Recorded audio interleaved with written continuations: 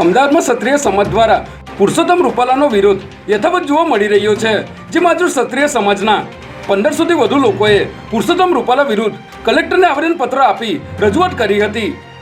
Purushottam રૂપાલાની ticket રદ કરવા ક્ષત્રિય સમાજ દ્વારા માંગ કરવામાં આવી છે અને જો આમ નહીં કરાય તો ગુજરાત સહિત દેશભરમાં ક્ષત્રિય સમાજ ભાજપને વોટ નહીં આપે તેવી ચીમકી પણ ઉચ્ચારવામાં આવી છે.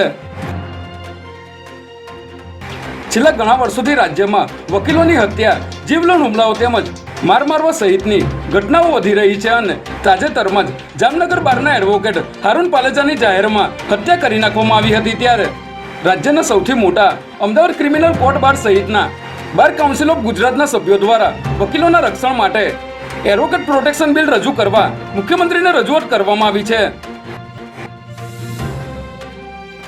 અમદાવાદના ગાંઠલોડિયા વોર્ડમાં આવતા ચાંદલોડિયા વિસ્તારમાં એક રહીશે પોતાના મકાનના રીડેવલપમેન્ટ માટે પ્લાન પાસ કરવા ઓનલાઈન અરજી કરી હતી, પરંતુ છેલ્લા 8 મહિનાથી ઉત્તર પશ્ચિમ ઝોનના એસ્ટેટ વિભાગ દ્વારા પ્લાન પાસ કરવામાં આવતો ન હોવાથી આ રહીશ ઘરના ખાટલા સહિતનો સામાન લઈ ઉત્તર પશ્ચિમ ઝોનની ઓફિસ ખાતે પહોંચી ગયા હતા, જેને પગલે દોડધામ મચી ગઈ હતી.